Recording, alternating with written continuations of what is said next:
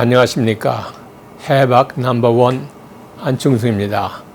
튼튼한 경제가 곧 정권의 안보입니다. 그래서 오늘은 이 경제에 대하여 말씀드려볼까 합니다. 제가 18대 대선 때 문재인 후보의 정책자문위원장을 맡았었습니다. 그 위원장을 맡았던 첫 번째 이유는 문 후보는 북한과 대화를 통해 한반도의 평화와 번영을 이룰 적임자라고 생각했기 때문입니다.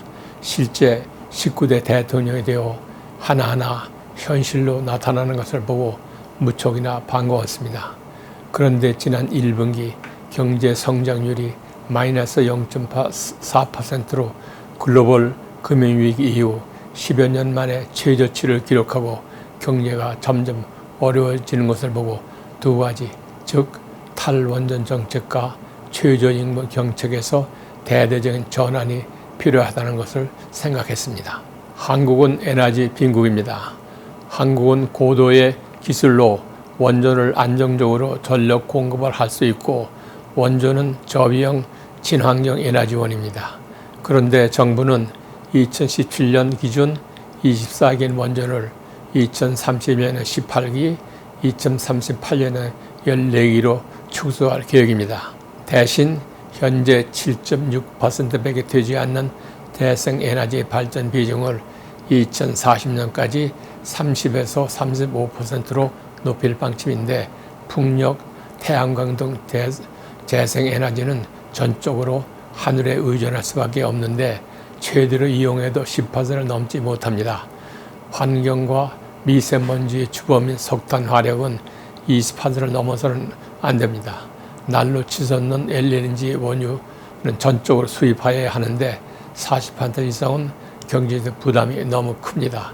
그리고 보면 적어도 30% 이상은 원전 강국인 한국의 관련 산업과 수출로 채워가야 합니다. 그런데 요즘 근거 없는 탈원전 정책으로 교육, 인력, 연구 등 원전 생태계가 완전히 무너지고 있습니다. 12조 원 흑자를 내던 우량 발전 공기업이 1조 원 적자로 부실을 하고 올해도 5천억 원 이상의 적자가 예상됩니다. UAE 바라카 원전 장기 정비 계약도 3조 원의 15년 계약을 기대했는데 5년간 수천억으로 축소된 것도 탈원전 신뢰도 하락과 무관하지 않습니다. 재생에너지는 생산 원가도 1kWh당 173원으로 원자력의 3배입니다. 에너지 정책 기조는 급격한 탈원전이 아니라 다양한 에너지원의 적정 조합에 초점을 맞춰 균형 잡힌 에너지 정책을 세워야 합니다. 그것도 가능한 빨리 에너지 정책을 세워야 합니다. 다음으로 현 정부의 경제 정책 중 이념에 치우쳐 현실을 외면하는 과속 최저임금 인상도 큰 문제입니다. 지난 2년 동안 거의 30% 인상함으로써 자영업, 중소기업, 대기업 순으로 고용 참사 현상이 두드러지게 나타나 제조업 몰락과 민생이 갈수록 어려워지고 있습니다. 최저임금 인상으로 노동자의 소득을 올려 분배를 개선하고 성장도 촉진하려는 소득주도 성장 정책은 경기 하강면에서 너무 빠르게 올려 고용 파탄 현상이 나타나고 있습니다. 금년도에는 노사가 머리를 맞대고 과속 인상의 충격과 부작용을 최소화하고 안정화에 나서야 합니다. 자영업자를 비롯한 연쇄 사업장의 지불 능력과 노동 생산성 격차를 고려해서 대기업이나 제조업과 다르게 차등 적용해야 합니다.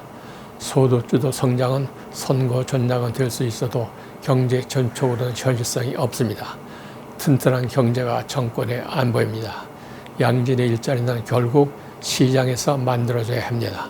시장의 고용 문제에 대해 정부가 너무 개입하면 안 됩니다. 기업들이 열정적으로 사업을 수행할 수 있도록 정부 당국의 힘을 보태줘야 합니다. 중소기업지원회가 최근 전국 600개사를 대상으로 설문조사한 결과 내년도 최저임금을 동결해야 된다는 응답이 69%를 차지했습니다. 국내 경제학자들의 84%가 지금은 경제 위기라고 진단했습니다. 이처럼 경영계, 학계, 민주당을 포함 정치권에서 동시다발적으로 경제 정책을 수정해야 된다고 아우성입니다. 근로자위원은 내년에 적용할 최저임금으로 1만 원을 요구하고 사용자위원은 4.2% 삭감한 8천 원을 요구했습니다. 작년에는 공익위원과 근로자위원만이 심의를 해서 8,350원을 정했는데 금년에는 공익위원이 사용자위원들 주장을 경청하기 바랍니다. 오늘은 탈원전 정책과 최저임금에 대하여 말씀을 드렸는데요. 이 경제 문제와는 무관하게 지난번에 이야기했던 단임의강 사고와 관련하여 첨언을 할까 합니다. 지난번 단임의강 침몰 사건으로 인양선이 5km 상류까지 와서 더 이상 강밑을 지나지 못해서 앞부분은 올리고 뒷부분은 내려서 강밑을 지나갈 수 있었는데 인양선이 와서 인양해가지고 세 분의 실종자를 발견했습니다. 그런데 또 한 가지 제가 충고드린 것은 강 밑에 있는 실종자나 수중에 있는 실종자는 사이드 액션 소나로서 사진 찍듯이 횡으로다가 왔다 갔다 하면서 쭉 해서 발견해야 되는데 아직도 그 작업은 하지 않고 있는 것 같아서 수상과 겸해서 같이 하는 게 좋을 것 같습니다. 다음에는 일본 경제 보복에 대한 말씀드리겠습니다. 뭐니 해도 일본은 제3의 경제 대국입니다. 그리고 이웃나라입니다. 우리하고 서로 조화를 이루면서 같이 잘 살아나가야 됩니다. 일본이 경제 보복에 대해서는 자기들이 주도하고 있지만은 독도 근처에 있는 메탄 하이드레이트, 즉 불타는 얼음 천정 에너지 가스는 우리가 주도하고 있습니다. 이것을 포함해서 일본하고 같이 협상해 보는 게 좋을 것 같습니다. 지금까지 해박 넘버 원 안충성이었습니다. 여러분 경청해 주셔서 감사합니다.